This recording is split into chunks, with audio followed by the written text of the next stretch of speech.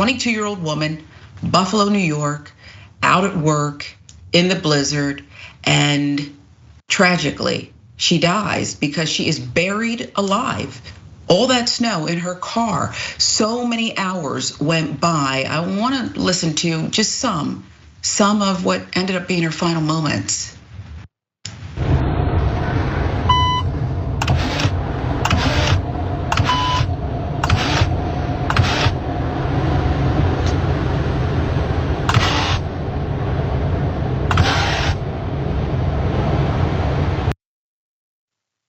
So she knows that this is not working out. She called 911. She sent footage to her family. Again, a 22-year-old woman here, Anndel Taylor is her name.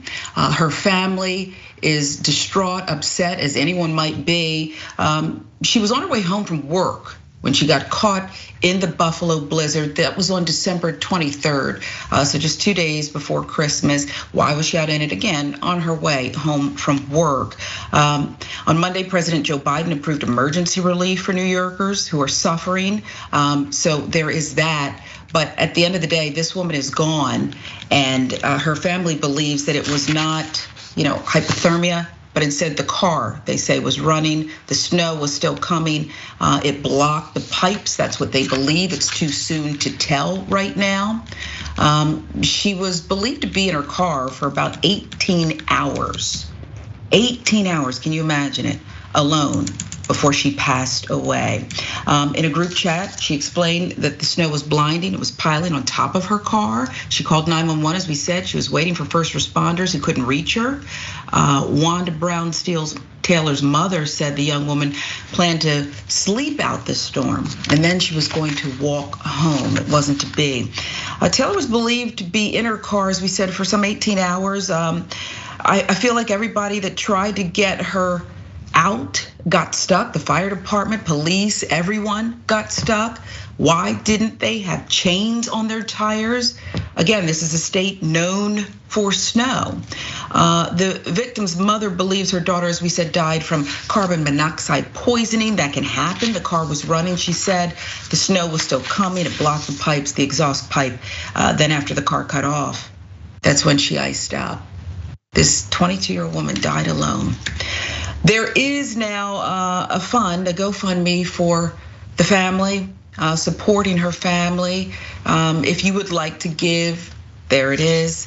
And again, as of yesterday, lake effect snow forecasted for areas of south of Buffalo. Moderate temperatures expected for the rest of the week. Some are calling this the worst storm ever in Buffalo. So when you think about that, that really puts it in perspective. And others are asking, what is lake effect snow? I spent 10 years in Cleveland, so I know what it is.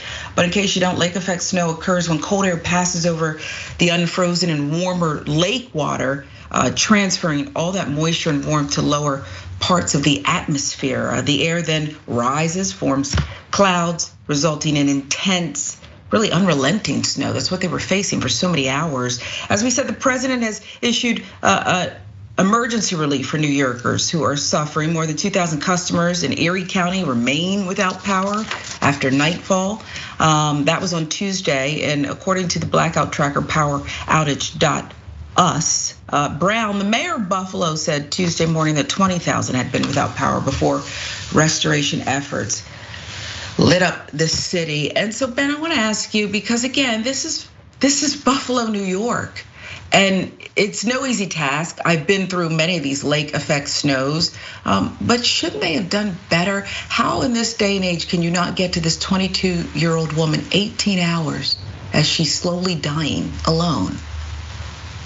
Yeah, I mean, seriously, this story is just so heartbreaking in like a million different areas, because like first and foremost, why was she at work in the first place, right? Like what job was she doing that was so important to risk her life? Because unfortunately in this country, we're put in this position where, I mean, just look at Florida during hurricanes. People are like expected to go to work at Waffle House in the middle of like a Category 4 storm. Like it's just ridiculous, right? Where we put all this pressure pressure on people to like continue working. We don't give people emergency leave or paid time off for all of these things. And so it's no wonder that these tragedies happen. And then on top of it, when it comes to the response from the government, we are very much a country of emergency relief as opposed to emergency preparedness. Sure, we might get stimulus checks after a pandemic. Sure, the government might come in and help rich neighborhoods recover from natural disasters, but where is the preparedness, right? Where is the having extra snow plows, right? That can like escort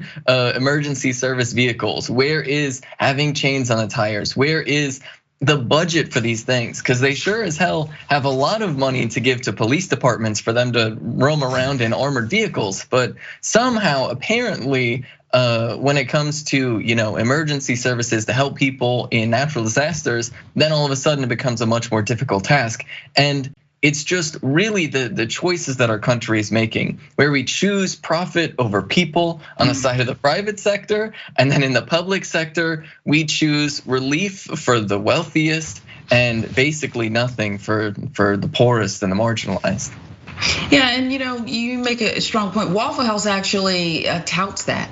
They say, hey, we're never closed, okay? This is what we do. They take pride in it. But what about the workers who have to come in? Many of them don't have decent wages and don't have transportation to get to work. She was in her vehicle, but it's heartbreaking. And you're so right about the money, right? Because it seems like there's plenty of money to rebuild. People get rich off of these natural disasters a lot of times. Remember New Orleans? Remember Hurricane Katrina? Where'd all the money go? So it's just heartbreaking. Again, we're at the end of 2022, and this young woman, she's on the phone.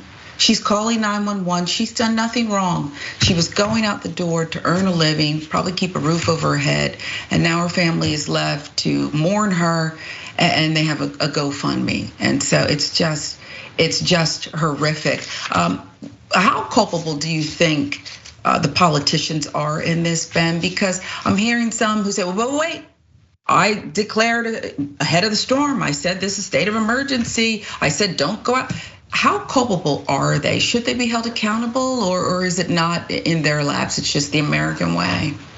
Yeah, I think most definitely culpable, because you can declare a state of emergency all you want, but that only really means anything to people that can take emergency leave. Because you know what's an emergency? Not being able to afford your rent or groceries. And so working class people in the United States are put constantly between two different emergencies. The emergencies of, will I be able to afford food and rent or Christmas presents because Christmas was coming up? Or will I survive this storm? Will I survive this blizzard? And so it doesn't mean anything to declare a state of emergency unless you materially support people to respond as though it is an emergency. Because without that material support, your words mean nothing.